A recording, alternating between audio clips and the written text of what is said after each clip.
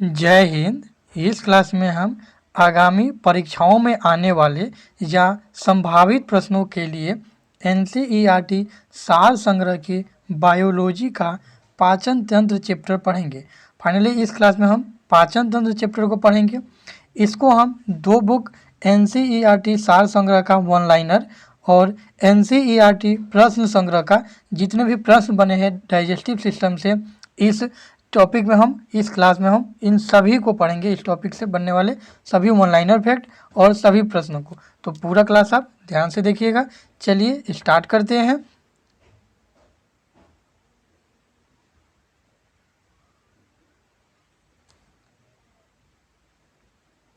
सबसे पहले हम पाचन से बनने वाले सभी वन लाइनर फैक्ट को देखेंगे तथा उसके बाद पाचन से बनने वाले सभी इम्पोर्टेंट प्रश्नों को देखेंगे। तो आप क्लास थोड़ा भी स्किप नहीं कीजिएगा। चलिए स्टार्ट करते हैं। पहला फैक्ट है, लार किसके पाचन में सहायक होती है? तो लार जो है स्टार्च के पाचन में सहायक होती है, अर्थात लार जो है स्टार्च का पाचन करता है। जो स्टार्च है वो जैसे ही हम क्या करते हैं, ग्रहण करते हैं, तो उसमें हम लोग मुंह में ही लार मिलता है और यह स्टार्च के पाचन में सहायक होता है। नेक्स्ट फैक्ट है, वसा का पाचन करने वाला लाइपेज नामक एंजाइम किस अंग द्वारा स्रावित होता है? तो वसा का पाचन करने वाला लाइपेज एंजाइम जो है यह लीवर द्वारा स्रावित होता है। किसके द्वारा? लाइपेज जो है लीवर के द्वारा स्रावित होता है। ध्यान से देखिएगा, क्वेश्चन पूछता है कि लाइपेज किसका पाचन करता है? तो लाइपेज वसन का पाचन करता है। किसका? वसा का। लाइपेज को एल से लिखा जाता है, LIPAZD। तो L for lipase, L for liquid, L से वसा जो है लिक्विड फॉर्म में ही होता है, इसलिए इसको इस तरह से आप लिख सकते हैं कि लाइपेज किसको? लिक्विड को या वसा को पचाता है। ये याद करने का ट्रिक हो गया, ठीक है। और उसके बाद जो है यह स्रावित किस अंग से होता है? तो एक यकृत या लीवर से स्रावित होता है लाइपेज। अगला फैक्ट है, लाइपेज द्वारा वसा के जलीय अपघटन के पश्चात क्या प्राप्त होता है? तो लाइपेज द्वारा वसा के जलीय अपघटन के पश्चात वसीय अम्ल और गिल्सरॉल प्राप्त होता है। कौन सा? वसीय अम्ल और गिल्सरॉल। अगला फैक्ट है, कौन सा पाचक हार्मोन छोटी आंत से स्रावित होता है? तो सिक्रेटिन। कौन सा? सिक्रेटिन छोटी आंत से स्रावित होता है। अगला फैक्ट है, पित्त का संचयन कहाँ होता है? तो पित्ताशय में। कहाँ पे? पित्ताशय में। पित्त का संचयन पित्ताशय में। अगला फैक्ट है, पित्त का निर्माण यकृत में होता है। यह वसा को वसीय अम्लों में तोड़कर पाचन में सहायता करता है। पित्त जिसे अंग्रेजी में हम बाइल कहते हैं, इसका निर्माण यकृत में होता है। यह वसा को वसीय अम्लों में तोड़ करके इसे पाचन में सहायता करता है, ठीक है। अगला फैक्ट है, किस अंग में प्रोटीन्स का पाचन पूर्ण होता है? अर्थात प्रोटीन का पाचन जो है पूरा कहाँ होता है? तो वो होता है आंत में। कहाँ पे? आंत में जो है प्रोटीन का पाचन पूरा होता है। अब यहाँ से आप एक चीज़ हो सकता है कन्फ्यूज करें कि कौन कौन से हार्मोन्स के कारण पाचन होता है या स्रावी ग्रंथियों के कारण। तो ध्यान से रखना है आपको, उसे हम एक इकट्ठे ही एक जो अंतःस्रावी ग्रंथियाँ हैं, ग्लैंड्स या जो हार्मोन है, उनका अलग चैप्टर जो बनाए हुए हैं उसमें हम लोग पढ़ लेंगे, ठीक है। कौन कौन सा हार्मोन का कहाँ उपयोग होता है, यहाँ हम लोग सिर्फ पाचन संबंधी पढ़ेंगे, ठीक है। अगला है, अमाशय की भीति से कौन सा हार्मोन स्रावित होता है? तो अमाशय की भीति से गैस्ट्रीन हार्मोन स्रावित होता है। कौन सा? गैस्ट्रीन हार्मोन, ठीक है, याद रखिएगा, इसको इम्पोर्टेंट है। अगला फैक्ट है, लार का टाइलिन एंजाइम किस माध्यम में क्रियाशील होता है? तो ध्यान रखना है कि लार का जो टाइलिन एंजाइम है यह हल्के अम्लीय माध्यम में ही क्रियाशील होता है। न तो ज़्यादा अम्लीय होना चाहिए, न ही क्षारीय होना चाहिए, बहुत ही हल्के, मतलब कि मीडियम एसिडिक मीडियम में ही ये क्या करता है, टाइलिन एंजाइम कार्य करता है या क्रियाशील होता है। नेक्स्ट फैक्ट है, अमाशय की दीवार का पेशीय संकुचन क्या कहलाता है? तो अमाशय अर्थात पेट की जो दीवार है, इनका फैलना और सिकुड़ना क्रमाकुंचन कहलाता है। क्या? क्रमाकुंचन, क्रमांकुंचन, ठीक है। यह ध्यान रखना है आपको कि अमाशय की दीवार का फैलना और सिकुड़ना या पेशीय संकुचन जो है वह क्रमाकुंचन कहलाता है, जो कि पाचन में सहायता करता है। अगला फैक्ट है, पाचन तंत्र के किस रस में कोलेस्ट्रॉल पाया जाता है? तो पाचन तंत्र के पित्त में कोलेस्ट्रॉल पाया जाता है। किस में? पित्त में कोलेस्ट्रॉल पाया जाता है। ध्यान रखना है, क्वेश्चन ध्यान से समझिएगा। पाचन तंत्र के किस रस में कोलेस्ट्रॉल पाया जाता है? तो पित्त में। अगला फैक्ट है कार्बोहाइड्रेट किस रूप में शरीर में संग्रहित होता है? तो कार्बोहाइड्रेट का भंडारण शरीर में ग्लाइकोजन के रूप में होता है। किसके रूप में? ग्लाइकोजन का। यह बीपीएससी के द्वारा डायरेक्ट पूछा हुआ क्वेश्चन है कि कार्बोहाइड्रेट किस रूप में शरीर में संग्रहित होता है? तो ग्लाइकोजन के रूप में। किसमें? ग्लाइकोजन के रूप में। अगला फैक्ट है आमाशय में भोजन के जीवाणु को कौन नष्ट करता है? तो आमाशय में भोजन के जीवाणु को HCl हाइड्रोक्लोरिक अम्ल जो स्रावित होता है वही नष्ट कर देता है। अगला फैक्ट है मानव शरीर की किस संरचना में कृमि रूप परिशेषिका पाई जाती है? तो मानव शरीर की बड़ी आंत में कृमि रूप परिशेषिका अर्थात वर्मीफॉर्म अपेंडिक्स, तो ये जो अपेंडिक्स है वो बड़ी आंत में पाया जाता है। अगला फैक्ट है मानव शरीर का वह अंग जो ग्लाइकोजन के रूप में कार्बोहाइड्रेट का भंडारण करता है? तो मानव शरीर का यह अंग यकृत होता है। कौन? यकृत। मानव शरीर का वह अंग जो ग्लाइकोजन के रूप में कार्बोहाइड्रेट का भंडारण करता है अर्थात कार्बोहाइड्रेट का ग्लाइकोजन के रूप में भंडारण करने का कार्य यकृत अर्थात लीवर करता है। एक स्तनधारी में सबसे बड़ी ग्रंथि कौन सी होती है? तो एक स्तनधारी में सबसे बड़ी जो ग्रंथि है वो यकृत होती है। कौन सी? यकृत या लीवर होता है। तो याद ध्यान रखिएगा यह स्तनधारी में पूछा है कि एक स्तनधारी में सबसे बड़ी जो ग्रंथि है वो कौन सी होती है? तो यकृत होती है। अगला फैक्ट है अग्नाशय मानव शरीर की दूसरी सबसे बड़ी ग्रंथि है। तो मानव शरीर की पहली सबसे बड़ी ग्रंथि कौन थी? तो यकृत थी। अगला फैक्ट है लार का पीएच मान कितना होता है? तो 6.8 6.8 होता है लार का पीएच मान। वहीं ब्लड का पीएच मान 7.4 होता है। तो ये ध्यान रखिएगा लार जो है वो क्या हो गया? देखिए 6.1 है तो अम्लीय हो गया, ब्लड 7.4 होता है इसलिए यह क्षारीय हो गया। अगला फैक्ट है पीलिया से कौन सा अंग प्रभावित होता है? तो पीलिया से यकृत अंग प्रभावित होता है। यकृत अर्थात लीवर प्रभावित होता है। किससे? पीलिया से। इसे जॉन्डिस भी कहा जाता है। तो इसी जॉन्डिस के कारण कौन सा अंग प्रभावित होता है? यकृत या लीवर। अगला है पाचन क्रिया के समय आहार नाल में स्टार्च का अंतिम उत्पाद क्या है? तो पाचन क्रिया के समय आहार नाल में स्टार्च का अंतिम उत्पादन ग्लूकोज के रूप में होता है अर्थात स्टार्च आहार नाल में अंतिम रूप से ग्लूकोज में बदल जाता है और ग्लूकोज लीवर द्वारा इसे ग्लाइकोजन में बदल करके बॉडी में स्टोर कर दिया जाता है। अगला फैक्ट है कॉड मछली के यकृत तेल में कौन सा विटामिन प्रचुर मात्रा में पाया जाता है? अर्थात मछली के तेल में कौन सा विटामिन प्रचुर मात्रा में पाया जाता है? तो विटामिन ए। मछली के तेल में विटामिन ए पाया जाता है। लैंगरहैंस की दीपिकाएँ किस अंग में उपस्थित होती है? तो लैंगरहैंस की दीपिकाएँ अग्नाशय में उपस्थित होती है।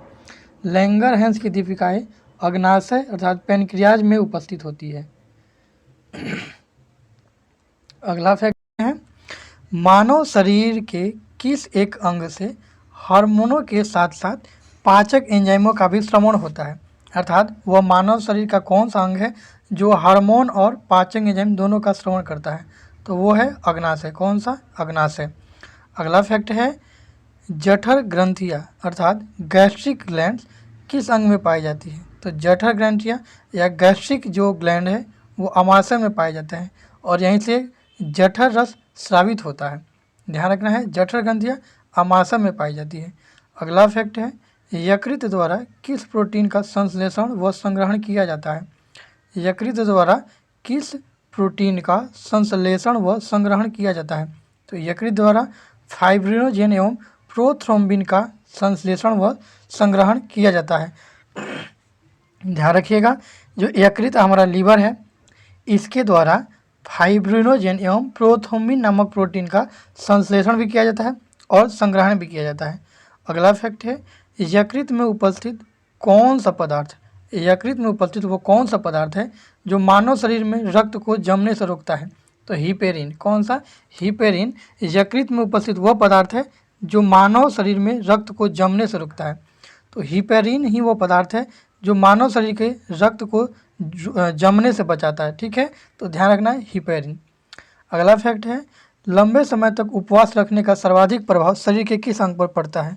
तो अगर आप लंबे समय तक उपवास रखते हैं तो शरीर का वृक्क या किडनी जो है प्रभावित होता है? सबसे ज़्यादा प्रभावित होने वाला अंग पूछा है तो वृक्क या किडनी। वहीं अगर पूछता है कि शराब कर पीने पर या नशा करने पर या जहर खाने पे शरीर का कौन सा सबसे ज़्यादा अंग प्रभावित होता है तो वो यकृत हो जाता है। कौन सा? यकृत या लीवर हो जाता है। ठीक है। अगला फैक्ट है, मानव शरीर में पाचन का अधिकांश भाग किस अंग में संपन्न होता है?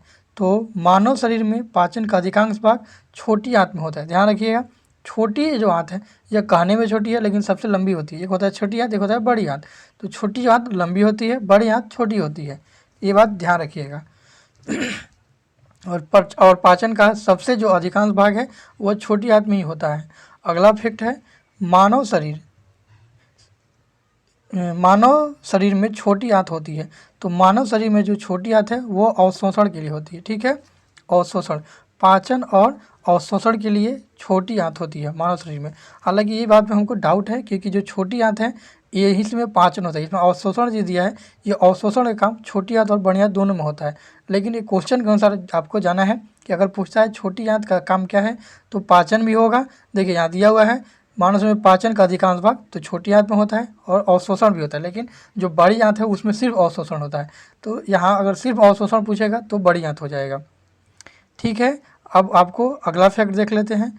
मानव शिशु के जन्म लेने के 6 महीने के पश्चात दांत निकलना प्रारंभ होते हैं। तो शिशु के जन्म के 6 माह बाद ही उसका दांत निकलना शुरू होता है। अगला फैक्ट है, किस अंग के द्वारा रक्त से यूरिया अलग किया जाता है? तो रक्त से यूरिया को अलग करने का काम वृक्क या किडनी का है। किडनी रक्त से यूरिया को अलग करने का काम करता है। ठीक है। अगला फैक्ट है, इंसुलिन में कौन सा धातु उपस्थित होती है? तो इंसुलिन में जिंक धातु अर्थात जस्ता धातु पाई जाती है। इसलिए इंसुलिन वाले बीमारी को जो इनको मधुमेह हुआ रहता है उनके लिए इंसुलिन का टीका लगता है और उसके साथ साथ उन्हें जस्ते या जिंक की गोली खानी होती है। तो ध्यान रखना है कि इंसुलिन किस बीमारी में उपयोग की जाने वाली हार्मोन है, या इंसुलिन के बारे में पूछ सकता है कि इंसुलिन किस में यूज किया जाता है। साथ ही साथ मधुमेह ऐसे भी पूछ सकता है कि मधुमेह वाले रोगियों को किसका टीका लगाया जाता है? तो इंसुलिन का। और ये इंसुलिन में कौन सा धातु उपस्थित होता है? तो जस्ता या जिंक। तो इंसुलिन में जिंक धातु या जस्ता धातु पाया जाता है, ध्यान रखिएगा। अगला जो है एक इम्पोर्टेंट फैक्ट है, यह दांत से संबंधित है। हालांकि ये दांत चैप्टर में आपको हम पढ़ाएंगे, फिर भी यहाँ देख लीजिए। मानव शिशु में सर्वप्रथम मध्यवर्ती इंसाइजर दांत निकलता है। मानव शिशु में सर्वप्रथम मध्यवर्ती इंसाइजर दांत निकलता है। ठीक है, ये फैक्ट ध्यान रखिएगा। जब हम दांत पढ़ाएंगे तो वहाँ आप और अच्छे से पढ़ पाइएगा कि दांत के लिए जो है पूरा फॉर्मूला होता है ICPM और M। Incisor, canine, premolar, molar, premolar और मोलर। ये कैसे इसका फॉर्मूला होता है 21 और 23, 2 1 2 3, अर्थात इंसीजर का 2, केनाइन का 1, प्रीमोलर 2 और मोलर 3। तो इस तरह से दांत का यह फॉर्मूला होता है और यह 4 भागों में होता है। मतलब कि मैंने जैसे कि आप इसको ऐसे ले सकते हैं कि ये हमारा हो गया मुंह। ठीक है, तो ये नीचे वाला हो गया, इसको आप ऐसे बांट दीजिए। तो 2 दांत इधर से ICPM।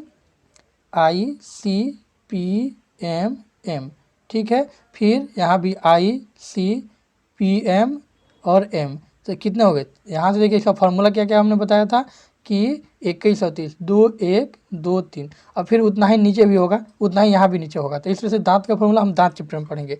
इस चैप्टर में इतना ही रहने देते हैं। यहाँ जो हमने अभी पढ़ा वो वन लाइनर फैक्ट पढ़ा किस चैप्टर का? तो पाचन तंत्र का। अब NCERT के दूसरा जो प्रश्न संग्रह है वहाँ से हम पाचन के प्रश्नों को देखेंगे। ठीक है, तो पूरा क्लास आप जरूर देखिएगा, यह सभी के लिए इम्पोर्टेंट है। सभी एग्जाम में NCERT से प्रश्न आते हैं, ये बताने की जरूरत नहीं है। चलिए अब प्रश्नों को देखना शुरू करते हैं। NCERT सार संग्रह के प्रश्न संग्रह में जो पहला प्रश्न है वो है, पाचन एवं पाचन तंत्र से संबंधित असत्य कथन को पहचानिए। तो इन सबको फैक्ट को आपको पढ़ना है लाइन को और बताना है कौन सा असत्य है। पहला है, ग्रहण किया गया भोजन ग्लूकोज, वसीय अम्ल तथा अमीनो अम्ल के जटिल मिश्रण के रूप में होता है। तो ग्रहण किया गया भोजन ग्लूकोज, प्रोटीन, अमीनो अम्ल इसमें नहीं पाया जाता है, इसलिए यह गलत हो जाएगा। बी देखते हैं, पाचन ग्रहण किए गए भोज्य पदार्थ को सरल एवं घुलनशील अणुओं में परिवर्तित करने की प्रक्रिया है। एकदम सही है। पाचन में हम जो भोज्य पदार्थ हमने ग्रहण किया है उसको तोड़ना ही क्या कहलाता है? पाचन कहलाता है। पाचन तंत्र के अंतर्गत आहार नल तथा पाचन ग्रंथियाँ शामिल रहती है, ये भी सही है। भोजन का अधिकांश पाचन एवं पचे हुए भोज्य पदार्थ का अवशोषण छोटी आंत में होता है। ये भी बिल्कुल सही है। तो इसमें सिर्फ ये गलत है, बाकी सब सही है। इसकी व्याख्या भी चाहें तो आप देख सकते हैं, व्याख्या दिया हुआ है। कथन ये असत्य है क्योंकि ग्रहण किया गया भोजन कार्बोहाइड्रेट, वसा, प्रोटीन के बड़े एवं जटिल अणुओं के रूप में होता है, जिसे विभिन्न रासायनिक अभिक्रियाओं एवं एंजाइमों की सहायता से ग्लूकोज, वसीय अम्ल तथा अमीनो अम्ल के छोटे एवं सरल अणुओं में परिवर्तित किया जाता है। तो ये आपको ध्यान रखना है। ठीक है, हम जो ग्रहण करते हैं उसमें बोला है कि क्या क्या होता है। तो उसमें देखिएगा तो प्रोटीन होता है, लेकिन अमीनो अम्ल में बॉडी में जाकर के टूटता है। स्टार्टिंग में हम लोग अमीनो अम्ल खाते नहीं हैं। अगला क्वेश्चन दिया हुआ है, ध्यान से देखिए। पाचक एंजाइमों एवं उससे संबंधित अंगों का गलत समूह कौन सा है? तो टाइलिन, ध्यान रखना है, पहला है टाइलिन, पेप्सिन, माल्टेज और ट्रिप्सिन। ये बताना है कि ये जो कहाँ से आता है। तो टाइलिन जो है लार से आता है। कहाँ से? लार से आता है। ठीक है, और ये जो हमारा और कौन सा है? तो टाइलिन लार ग्रंथि से आता है, तो ये सही है। पेप्सिन जो है अमाशय से आता है। कहाँ से? अमाशय से। पेप्सिन, ट्रिप्सिन और इरेप्सिन तीनों अमाशय से आता है। माल्टेज जो है बड़ी आंत से स्रावित होता है। ट्रिप्सिनोज यह पित्ताशय से स्रावित होता है। यह बिल्कुल गलत है, अर्थात डी गलत है। ऑप्शन यहाँ डी आंसर भी आप देख सकते हैं। इसकी व्याख्या आप देख सकते हैं यहाँ। ट्रिप्सिनोज जो है यह एंजाइम अग्नाशय से स्रावित होता है, अर्थात ट्रिप्सिन या ट्रिप्सिनोजिन नामक एंजाइम अग्नाशय से स्रावित होता है। एंजाइम वस्तु प्रोटीन होते हैं जो जैव उत्प्रेरक बायो कैटालिस्ट के रूप में जैव रासायनिक क्रियाओं को उत्प्रेरित करते हैं तथा उनकी गति बढ़ाते हैं। अगला क्वेश्चन है, निम्नलिखित में से कौन सा एंजाइम ग्लूकोज को इथेनॉल में परिवर्तित करता है? तो ग्लूकोज को इथेनॉल में परिवर्तित करने का काम जाइमेज का है। जाइमेज ग्लूकोज को इथेनॉल में चेंज कर देता है। ठीक है, चलिए यहाँ से आप देख सकते हैं, यहाँ इस इक्वेशन भी दिया गया है कि जाइमेज नामक एंजाइम ग्लूकोज शर्करा के इथेनॉल एवं कार्बन डाइऑक्साइड में किण्वन को प्रेरित करता है। तो ये है ग्लूकोज C6H12O6। जाइमेज की उपस्थिति में यह इथेनॉल और कार्बन डाइऑक्साइड बन जाता है। क्वेश्चन ध्यान रखिएगा, क्वेश्चन ये पूछा हुआ है बीपीएससी में भी और बीएसएससी में भी पूछा हुआ है कि ग्लूकोज को इथेनॉल में परिवर्तित करता है। तो ये काम किसका है? जाइमेज का। उसके बाद अगला क्वेश्चन है, निम्नलिखित में से कौन पाचक एंजाइम नहीं है?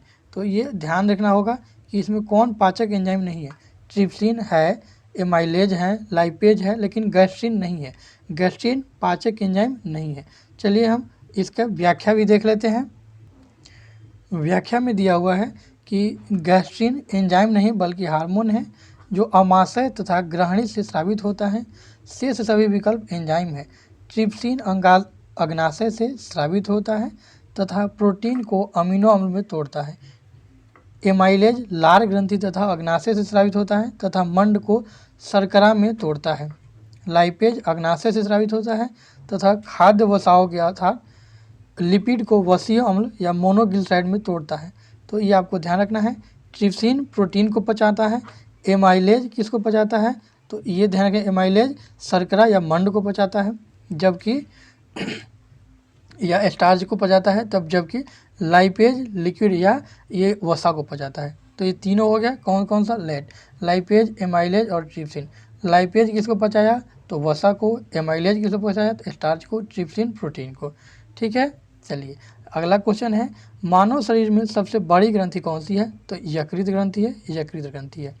चलिए अगला इसका फैक्ट भी देख सकते हैं। यकृत मानव शरीर की सबसे बड़ी ग्रंथि है तथा सबसे बड़ा आंतरिक अंग भी है। इसका भार लगभग 1.5 kg होता है तथा आकार लगभग 16 सेंटीमीटर होता है। यकृत एक पाचक ग्रंथि है जिसमें पित्तरस बाइल जूस का निर्माण होता है। यकृत ग्लाइकोजेनेसिस क्रिया के द्वारा अतिरिक्त ग्लूकोज को ग्लाइकोजन में परिवर्तित कर देता है, जो भविष्य के उपयोग के लिए यकृत तथा पेशियों में संचित हो जाते हैं। यकृत जो है ग्लाइकोजेनेसिस क्रिया के द्वारा जो हमारे शरीर में अतिरिक्त ग्लूकोज बच जाता है उनको ग्लाइकोजन में चेंज कर देता है, और ये काम कौन करता है? यकृत।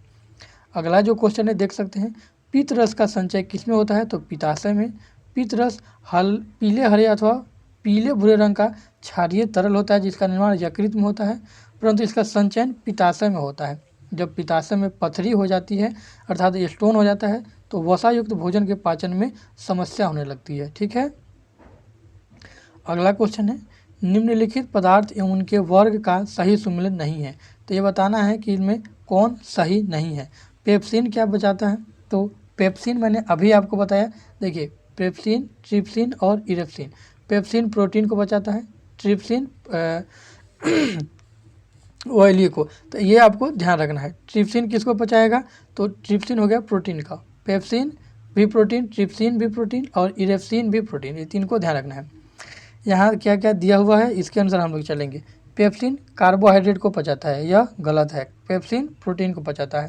कैरोटीन विटामिन है, कैरेटिन प्रोटीन है, टेस्टोस्टेरोन सेक्सुअल हार्मोन है। तो यहाँ से आपको ध्यान रखना है। तो इसका सही ऑप्शन कौन सा हो गया? ए। देखिए पेप्सिन एक एंजाइम है जो अमाशय में निर्मित होता है। पेप्सिन प्रोटीन को अपेक्षाकृत छोटे पिप्लोराइड तथा अमीनो अम्ल में तोड़कर उन्हें पचाता है। तो पेप्सिन प्रोटीन को बचाता है, पेप्सिन प्रोटीन को पचाता है, याद रख लीजिएगा। चलिए अगला फैक्ट देख लेते हैं। अगला क्वेश्चन होगा इसमें, सॉरी फैक्ट नहीं होगा, और ये लास्ट ही क्वेश्चन है। इसके बाद एक और क्वेश्चन रह जाता है हमारा किससे? इस चैप्टर से।